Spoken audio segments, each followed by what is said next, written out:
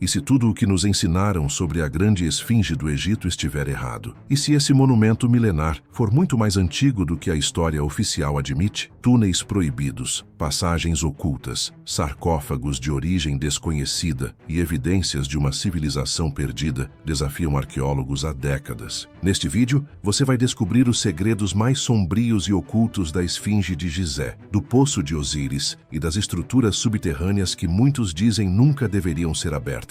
Prepare-se para uma jornada proibida pelo passado, onde ciência, mistério e história se chocam. Passagens ocultas e túneis proibidos. A esfinge, um monumento antigo, gerou debates e especulações intermináveis ao longo dos anos. Lendas falam de túneis e câmaras escondidas, enquanto estudos científicos modernos sugerem possíveis espaços não descobertos abaixo e dentro da esfinge. Uma característica particularmente intrigante é uma passagem proibida na parte de trás do monumento. Há muito objeto de intensa curiosidade. Esta passagem foi descoberta pela primeira vez pelos renomados egiptólogos Zahi Hawass e Mark Lehner. A escavação começou quando um antigo trabalhador lembrou-se de um túnel secreto perto da cauda da esfinge. Eles removeram uma única pedra, revelando uma passagem descendente que levava para baixo da esfinge. Por 3 semanas, exploraram as profundezas deste poço misterioso envolto em escuridão. Apesar da busca minuciosa, nada encontraram escondido sob a grande esfinge. A escavação rendeu apenas decepção. Um túnel vazio, meticulosamente documentado em um relatório de 16 páginas, com algumas fotografias e ilustrações, retratando principalmente a entrada e as vistas externas da esfinge. Essas imagens raras e a informação limitada disponível deixaram muitas perguntas sem resposta. Segundo os pesquisadores, eles vasculharam cada centímetro, mas não encontraram nada escondido embaixo. Algumas almas corajosas correram grandes riscos para explorar a parte traseira da esfinge quando as autoridades estavam distraídas. Eles tiveram meros segundos antes de serem pegos, mas conseguiram capturar alguns vislumbres proibidos. As imagens que capturaram mostram um túnel anteriormente desconhecido que ascende ao coração da própria esfinge. Essas imagens revelam uma passagem fechada com tábuas dentro da esfinge, invisível do lado de fora. É um túnel que leva para cima e para o leste, sugerindo segredos mantidos escondidos dentro do monumento antigo. Esta descoberta desafia o que nos foi dito sobre não haver nada embaixo da esfinge. Embora este túnel específico possa ser um beco sem saída, é o que está dentro que conta. Essas fotos sugerem mais segredos esperando para serem descobertos. Elas se alinham com imagens de radar de solo que mostram possíveis cavidades dentro da esfinge na mesma direção deste misterioso túnel fechado. A jornada pelos segredos da esfinge apenas começou. Essas revelações abrem um novo capítulo em nossa compreensão desta maravilha antiga, prometendo mais mistérios para desvendar sob seu olhar de pedra. Revelando mistérios antigos. O Poço de Osíris, que se abre na calçada que liga a esfinge à segunda pirâmide, cativa imediatamente com seu design intrincado, um símbolo da proeza da engenharia antiga. É uma estrutura em rede que abrange 3 níveis, misturando perfeitamente praticidade com um toque do místico. O Poço de Osíris abre-se com uma maravilha da engenhosidade e habilidade egípcia antiga. Seu design por si só é prova das habilidades notáveis de seus construtores. Imagine a precisão necessária para esculpir essas câmaras diretamente na rocha sólida, revelando uma compreensão profunda da estrutura da Terra. Ao entrar, você se depara com uma abertura retangular, meticulosamente trabalhada, que marca o início de sua descida. Isso não é apenas um buraco simples, é um poço vertical cuidadosamente projetado que mergulha quase 10 metros no subsolo. Considere o esforço imenso que deve ter sido necessário para extrair e moldar o calcário usando ferramentas feitas de pedras e metais mais resistentes, além do uso de cordas e suportes de madeira. Tal habilidade ressalta a avançada proeza de engenharia dos egípcios. A câmara inicial, embora sem decorações luxuosas ou tesouros, exala um propósito silencioso. Serve como um espaço preliminar, talvez para rituais preparatórios ou momentos de contemplação antes de aprofundar-se. No entanto, a verdadeira intriga aguarda conforme você avança para o segundo nível. Aqui, outro poço desce mais 20 metros, revelando uma câmara mais intrincada. Esses poços sugerem que podem ter servido como passagens para sepultamentos ou representações simbólicas da jornada para o além. Esta exploração mais profunda revela camadas de mistério e convida à especulação sobre os rituais e crenças que moldaram a cultura egípcia antiga. A descida para o terceiro nível é onde a exploração toma um rumo dramático. Outra descida por um poço leva você a impressionantes 30 metros abaixo da superfície. Aqui, no coração da câmara, repousa um substancial sarcófago de pedra. É mais do que apenas um local de sepultamento. É uma homenagem simbólica à lendária tumba de Osíris. A submersão parcial da câmara em água do aquífero natural aumenta sua aura mística, evocando temas de renascimento e purificação profundamente enraizados na mitologia egípcia. Cada nível dentro desta estrutura serve a um propósito distinto e misterioso. Descer ao seu ponto mais baixo revela uma visão impressionante. Um grande sarcófago de pedra descansando em uma câmara parcialmente submersa em água. Aqui a cena evoca um retrato vívido do submundo egípcio antigo, aparentemente criado sob nossos próprios pés. É como se tivessem criado sua própria versão do além, escondida nas profundezas do Planalto de Giza. Avançando mais neste nível, revelam-se 6 poços de sepultamento vazios, uma descoberta surpreendente que deixa os arqueólogos ponderando sobre seu propósito. Teriam esses poços sido esvaziados por saqueadores ou foram intencionalmente deixados vagos? Este nível oferece um vislumbre das práticas e rituais funerários antigos, embora muitos detalhes permaneçam elusivos. Apesar da ausência de inscrições, uma forma de sinalização antiga que poderia ter fornecido insights históricos cruciais, os artefatos espalhados pelo poço dizem muito. Fragmentos de cerâmica, pedaços de vasos de pedra e outras pequenas relíquias agem como migalhas de pão que nos levam de volta no tempo, sugerindo que o poço de Osíris provavelmente data do período do Novo Reino. Investigar o poço é semelhante a um trabalho de detetive, onde cada pista contribui para desvendar o mistério de suas origens. No entanto, entre as descobertas mais tocantes estão os restos mumificados, encontrados em câmaras menores ao redor do sarcófago central. Embora o estudo de grandes monumentos e templos forneça um contexto histórico valioso, encontrar esses restos humanos oferece uma conexão profunda com o povo do Antigo Egito. Analisar esses indivíduos preservados oferece um vislumbre raro de suas vidas diárias, suas dietas, estilos de vida e talvez até as circunstâncias de suas mortes. Notavelmente, o poço de Osíris leva o nome do próprio Osíris. Osíris não é uma divindade comum. Ele é o antigo deus egípcio que reina sobre o além, a morte e o renascimento. Segundo a lenda, Osíris enfrentou a traição de seu irmão Sete, levando a um conto emocionante de morte, desmembramento e eventual ressurreição que poderia rivalizar com qualquer enredo de filme épico. Sua devotada esposa, Ísis, reuniu meticulosamente seus restos espalhados e realizou rituais para revivê-lo. A saga de Osíris é central para a mitologia egípcia, simbolizando o ciclo duradouro de vida, morte e renascimento. Nas suas profundezas, jaz uma câmara submersa em água, simbolizando o submundo. Imagine-se diante de um monumental sarcófago de pedra representando a tumba de Osíris, um símbolo profundo de sua jornada através da morte e seu papel crucial como governante do além. Mas por que construir tal lugar? Uma teoria intrigante sugere que o poço de Osíris servia como local para rituais de iniciação. Imagine-o como um campo de treinamento espiritual, onde os participantes passavam por provações simbólicas, espelhando o próprio calvário de morte e ressurreição de Osíris. Esses ritos não eram meras cerimônias. Acreditava-se que transmitiam conhecimento oculto e aceleravam uma transformação espiritual naqueles iniciados. Alguns especulam que o design do poço estava intrincadamente alinhado com corpos celestes, refletindo as estrelas associadas a Osíris e ao além. Parece que o poço foi idealizado como um conduto ligando a terra aos céus, uma representação arquitetônica da jornada da alma além da morte. O que realmente cativa é como o layout físico do poço de Osíris e os artefatos desenterrados ressoam com textos egípcios antigos, como os textos das pirâmides e o Livro dos Mortos. Esses textos iluminam a perspectiva egípcia sobre o além, repleta de simbolismo de água, barcos e o profundo significado dos sarcófagos. O próprio poço parece uma renderização petrificada desses pergaminhos antigos, um elo tangível com as crenças e costumes de uma civilização há muito passada, sepultada no calcário do poço de Osíris. A evolução e as alterações no sítio.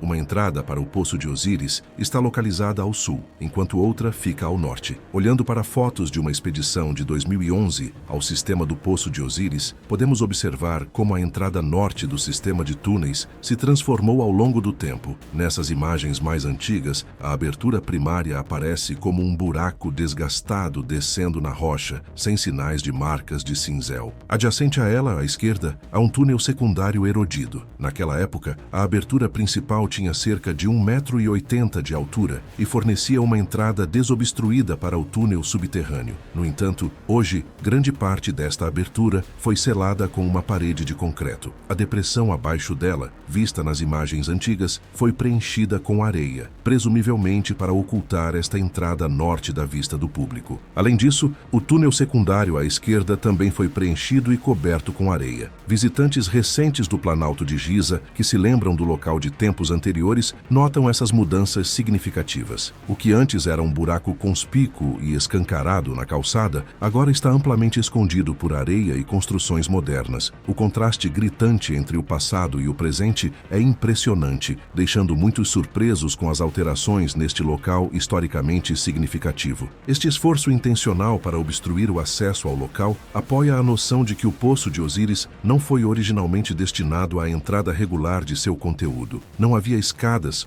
ou outras formas fáceis de descer. As escadas que vemos hoje foram instaladas posteriormente por arqueólogos. Outro detalhe curioso é por que os construtores escolheram levar caixas maciças de granito para o subsolo em vez de simplesmente esculpir câmaras funerárias na rocha. Usar apenas tampas teria sido uma abordagem mais simples. Além disso, os sarcófagos são feitos de um tipo de pedra diferente do próprio poço e não possuem inscrições, o que nos deixa ponderando sobre seu verdadeiro propósito. O próprio poço foi esculpido diretamente da rocha sólida, desprovido de qualquer alvenaria que pudesse ajudar a datar sua construção. Essa ausência torna desafiador determinar sua idade através de métodos convencionais. Técnicas de datação de pedra aplicadas a esses sarcófagos misteriosos indicam sua extrema antiguidade, com um deles feito de um tipo de pedra particularmente estranho. Uma estimativa aproximada sugere que cada um dos sarcófagos pesava cerca de 40 toneladas, um peso significativo para manusear. Imaginar como esses objetos massivos foram baixados por cordas e mantidos estáveis desafia a imaginação. Talvez a água no poço tenha desempenhado um papel nesse processo. Qualquer erro durante a descida poderia potencialmente bloquear permanentemente toda a entrada do poço devido ao peso imenso do sarcófago. Apesar do risco, os construtores pareciam confiantes em sua capacidade de gerenciar esta operação delicada dentro dos limites do poço. Na parede sul do nível 2, ergue-se um enorme sarcófago de pedra negra. Sua superfície é revestida com uma fina película de betume, revelando algo intrigante por baixo. Após um exame mais detalhado, uma ampla área sob o betume aparece iluminada em uma cor branca, tipicamente associada a metais.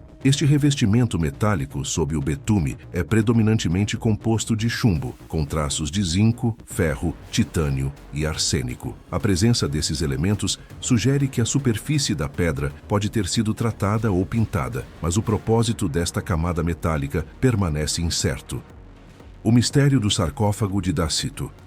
Uma característica proeminente do Poço de Osíris é um enorme sarcófago cinza situado na parede norte, sem dúvida o objeto mais intrigante dentro do Poço de Osíris. O que o torna particularmente incomum é sua composição. Através da análise de difração de raios-x, os pesquisadores identificaram o mineral como dacito. Este mineral, dacito, é sem precedentes em qualquer outro artefato em toda a história do Egito Antigo, tornando este sarcófago verdadeiramente único. Geólogos que estudaram extensivamente a África e passaram anos no Egito apontaram que não existem depósitos conhecidos de dacito em todo o continente capazes de produzir um sarcófago deste tamanho. Esta revelação sugere que o sarcófago não era originalmente do Egito, mas provavelmente importado de fora da África, possivelmente transportado por mar de regiões como a Europa ou o Mar Negro. Para identificar sua origem exata, são necessárias mais investigações sobre os depósitos de de dácito. O dácito é uma rocha ígnea, composta principalmente de feldspato e quartzo, com cristais minúsculos que requerem um microscópio para identificação, dando-lhe uma aparência opaca. Os locais onde se sabe que existem veios de dácito estão a centenas de quilômetros de distância do Poço de Osíris. Essa distância ressalta os desafios logísticos e os custos imensos envolvidos no transporte de um bloco de pedra tão grande, pesando mais de 40 toneladas, através de terreno desértico, sem uma rota de água direta para Giza. Assim, surgem as perguntas naturais. Como eles conseguiram fazer isso? E por que ir a tais extremos em vez de obter granito de Assuã ou basalto de Fayum?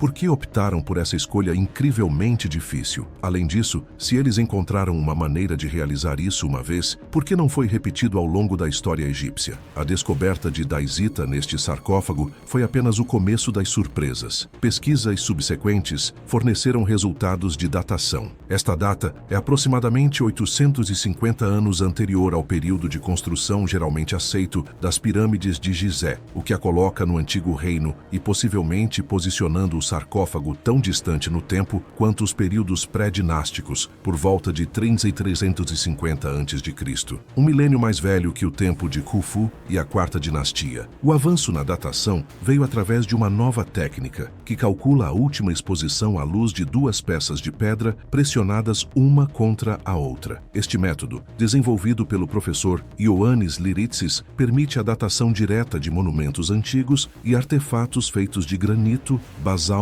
e arenito, usando termoluminescência óptica. Imagine um bloco de granito antes de ser cortado e moldado para caber em uma parede. Dentro deste bloco, imagine um minúsculo cristal de granito. Este cristal absorve elétrons da radiação circundante em seu ambiente. Esses elétrons preenchem buracos microscópicos no cristal, chamados armadilhas de elétrons. Quando o cristal é abruptamente exposto à luz solar após ser esculpido no granito, a energia da luz solar faz com que todos os elétrons presos saiam correndo de suas armadilhas. Em poucas horas, o cristal fica completamente desprovido de elétrons e todas as suas armadilhas ficam vazias. Então, quando a escuridão cai e o cristal é pressionado contra outro bloco de granito, ele permanece protegido da luz solar indefinidamente. Com o tempo, os elétrons começam lentamente a preencher as armadilhas novamente a partir da radiação ambiente, um processo que leva muito tempo. O professor Liritsis referiu-se a este processo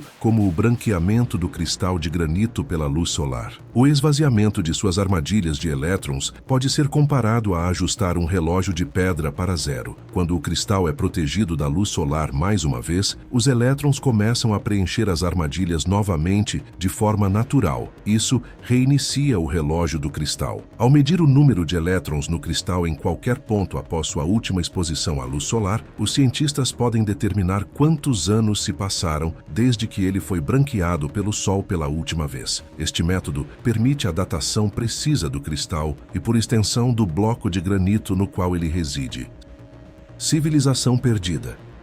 Graham Hancock é uma figura provocativa em discussões sobre civilizações antigas, renomado por seus livros intrigantes como As Digitais dos Deuses e Magos dos Deuses. Suas ideias frequentemente desafiam a arqueologia convencional, focando no conceito de uma civilização avançada, perdida para a história. Segundo Hancock, esta civilização possuía conhecimentos de arquitetura e matemática muito além do que atribuímos às sociedades humanas primitivas. O Poço de Osíris desempenha um papel significativo nas teorias de Hancock, visto como uma relíquia potencial desta civilização antiga. Seu design intrincado sugere que ele poderia conter pistas sobre a proeza tecnológica e as crenças culturais desta sociedade misteriosa. Hancock especula se a idade do poço ultrapassa as cronologias convencionais, ou se foi construído usando o conhecimento passado por esta civilização enigmática. Hancock propõe que a orientação do poço pode significar conexões com eventos celestes ou constelações ligadas a Osíris, simbolizando temas de vida, morte e renascimento na mitologia egípcia. A pesquisa de Hancock implica que os monumentos do Egito fazem parte de um plano cósmico mais amplo, cada um contribuindo com uma peça para a compreensão do nosso passado antigo. O Poço de Osíris, com seus mistérios, poderia potencialmente revelar mais sobre a relação de nossos ancestrais com o cosmos e sua busca por significado espiritual. As teorias de Hancock são frequentemente centradas em cataclismos globais, particularmente aqueles desencadeados por impactos de cometas há aproximadamente 12.800 a 11.600 anos, durante um período conhecido como Dryas recente. Ele sugere que esses eventos catastróficos poderiam ter levado à queda da civilização avançada que ele postula ter existido. Ao examinar a água que preenche os níveis inferiores do Poço de Osíris, Hancock vê mais do que apenas infiltração de água subterrânea. Ele a interpreta como um lembrete simbólico de dilúvios antigos, inundações épicas que, segundo sua hipótese, afetaram profundamente esta civilização perdida. Esta água dentro do poço torna-se um marcador de inundações globais devastadoras que Hancock acredita terem moldado a história da humanidade. Hancock desafia arqueólogos e pré-historiadores convencionais ao sugerir que múltiplos cataclismos antigos ocorreram, eventos que podem ter deixado para trás vestígios não reconhecidos como artefatos feitos por humanos. Ele propõe que investigar tais fenômenos poderia revelar novos insights sobre nosso passado antigo que foram negligenciados ou descartados. Robert M. Schoch, um geólogo, introduziu uma teoria convincente na década de 1990 sobre a idade da esfinge. Sua observação focou em padrões de erosão peculiares ao redor da esfinge e sua vizinhança. Ao contrário da erosão esperada de vento e areia típica do clima desértico do Egito, esses padrões pareciam mais consistentes com a erosão hídrica. Esta descoberta sugeriu que a esfinge poderia ter sido construída muito antes do que se acreditava anteriormente. Hancock interessou-se pela teoria de Schoch e a apoia desde o início dos anos 1990. A visão estabelecida entre os egiptólogos é que a grande esfinge data de aproximadamente 4.500 anos atrás, embora nenhuma inscrição confirme esta cronologia. No entanto, o pesquisador independente John Anthony West, assim como Robert Schoch, argumentam persuasivamente que as origens da esfinge são muito mais antigas. Hancock, conhecido por desafiar narrativas históricas convencionais, achou a teoria de Schoch convincente, porque sugere que a esfinge existiu durante um período em que o Egito experimentou chuvas significativas, estimadas entre 8.000 e 10.000 a.C. A ideia de que chuvas pesadas podem ter causado a erosão que observamos na esfinge hoje é ao mesmo tempo intrigante e contenciosa. Arqueólogos tradicionais há muito datam a construção da esfinge ao reinado do faraó Khefren, baseando-se em sua localização dentro do complexo de pirâmides de Giza e comparações estilísticas com outros artefatos daquele período. No entanto, Schoch introduziu uma teoria provocativa desafiando esta cronologia. A hipótese de Schoch sugere que a esfinge poderia ser muito mais antiga do que se acreditava anteriormente, possivelmente datando da era neolítica se foi construída durante um período em que o Egito experimentava mais chuvas. Esta reavaliação remodelaria profundamente nossa compreensão da história egípcia antiga. Para a perspectiva de Schoch, simplificando, a esfinge não se originou com Khefren na Quarta